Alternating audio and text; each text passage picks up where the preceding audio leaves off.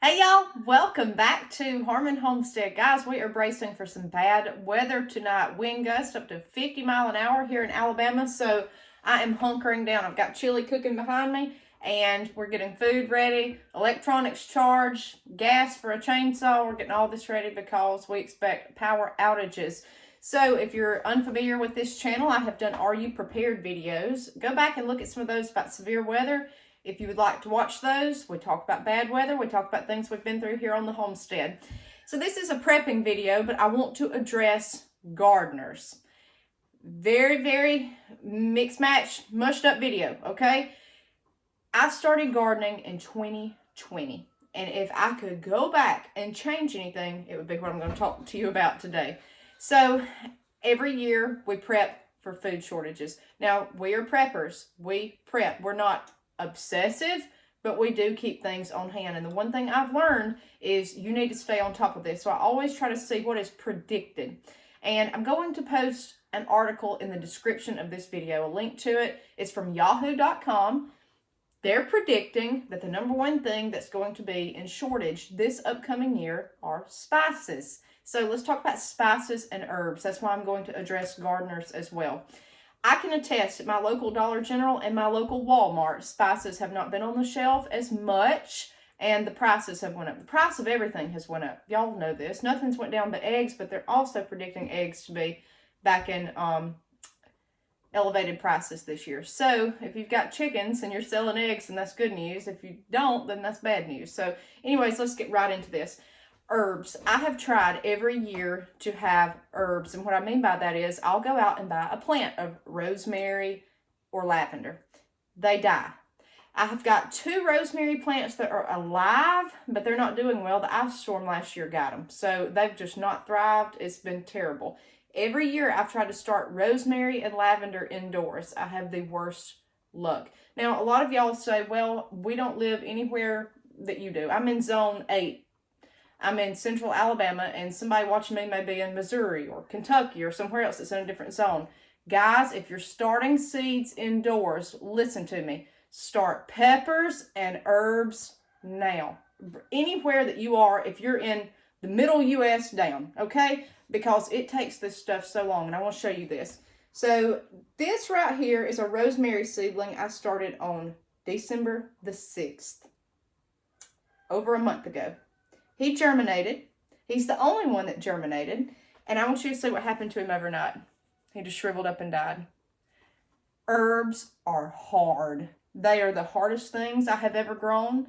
Herbs, peppers, eggplant, that's going to be your hardest. But herbs are by far the hardest. They take so long to germinate. Now I want to show you this. This was on 12/15, December the 15th, lemon mint.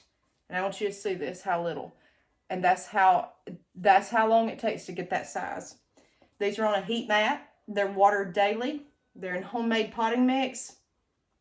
It's hard to grow herbs. So if you're a new gardener, listen to me. Start now growing herbs. You need to look at your spice shelf, what you have. I'm going to go over some of my favorites and what we've got here, what got me started. And I want you to start. I would recommend getting something very easy, and you need to be looking at onions and garlic. Those 2 things. Those are very important to have on a homestead. Now, I've gotten more into herbs this year. I told you I had really amped this up. I did a live stream on our seed haul. A lot of people weren't able to watch that, haven't went back and watched that, so I'm going to show you all the herbs I have bought for this year as well, and still buying more. So if you're completely brand new to this, guys, and you're a gardener, grow your own herbs, okay? Where you need to start, right here. This book I recommend. I bought it this fall. It has been excellent. It is the Encyclopedia of Herbal Medicine. Now, what it is it'll tell you what everything is for, how to use it, if something is edible. I would recommend starting herbs in a specific spot. That way I know what they are. Incorporate them into your landscape, like borders, if they're shrubs, perennials, annuals. Perennials come back every year, annuals don't, if you're in the right zone. So you need to understand all of this stuff. But this encyclopedia, it's wonderful, guys. And it tells you, like, hey, don't use this X, Y, and Z, or use this X, Y, and Z. And it tells you always to consult your doctor before you do any of this stuff. But it's got peppermint, nutmeg, mace, borage, Iceland moss, wallflower. It's got everything. It tells you how to use it in a home use if you're wanting to do that. So some things you can make tinctures out of. Some things you can only ingest the flowers instead of the leaves. This book tells you all you need to know, okay? I was thoroughly pleased with this book. The Encyclopedia of Herbal Medicine, the link to this will be in the description below. I'm not affiliated with these people. I'm just telling you what's helped me so far. Now I'm going to show you this. This is a book that I got at the thrift store for 50 cents, The Organic Plant Protection. This right here, guys, is an old book from the 60s, 70s, and it tells you everything you need to know. So what I'm trying to tell you here is look for books at a thrift store, discounted, because this encyclopedia I bought was like pushing over $30. This 50 cents, and it still is excellent. It tells you everything from poisons for weeds that you don't want to use to whatever natural ways. It shows you like downy mildew on cabbage. It shows you, I mean, there's so much. And it has herbs in here as well, and flowers. Flowers and herbs can intertwine. They can be used in similar ways. Like some flowers are edible. You see them on cakes, you see them whatever.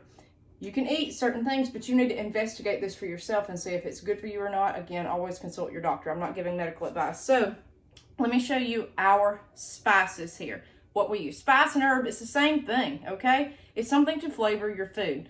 However, a spice, a lot of times we use just to flavor food. An herb you can use in different ways, see to how you see fit, okay? So, nutmeg. I bought this before Christmas. This jar was almost $5 at Walmart.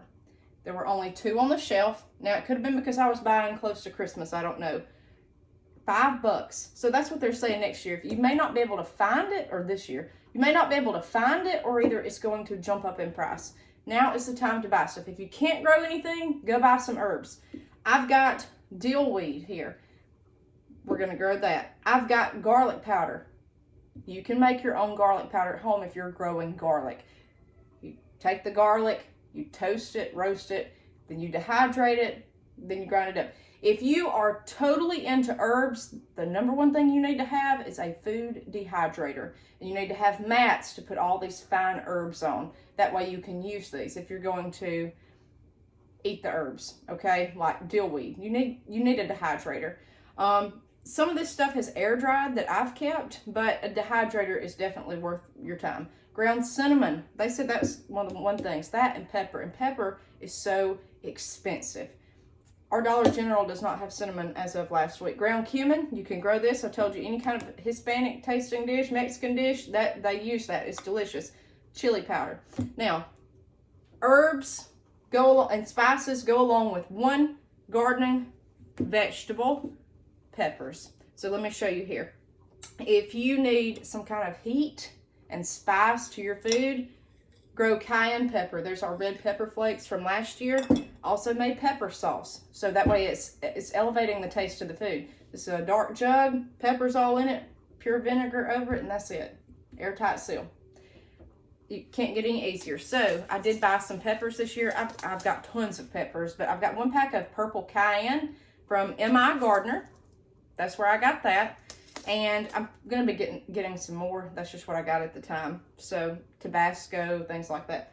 And let me show you this too. This is why you need these books. These are rose petals from my knockout rose bushes. They were all pink and coral. They're dried. If I want to do anything with that, look up flowers and herbs. You need to get a good book and understand why you would want to use some of this stuff, what it would do for you, things like that, okay? So that's just some things that started me out that I learned I could use, and we went from there. Again, know that herbs are extremely hard to start. So I'm going to show you what I've started so far in Zone 8 and what we have yet to start. So let's get right after it.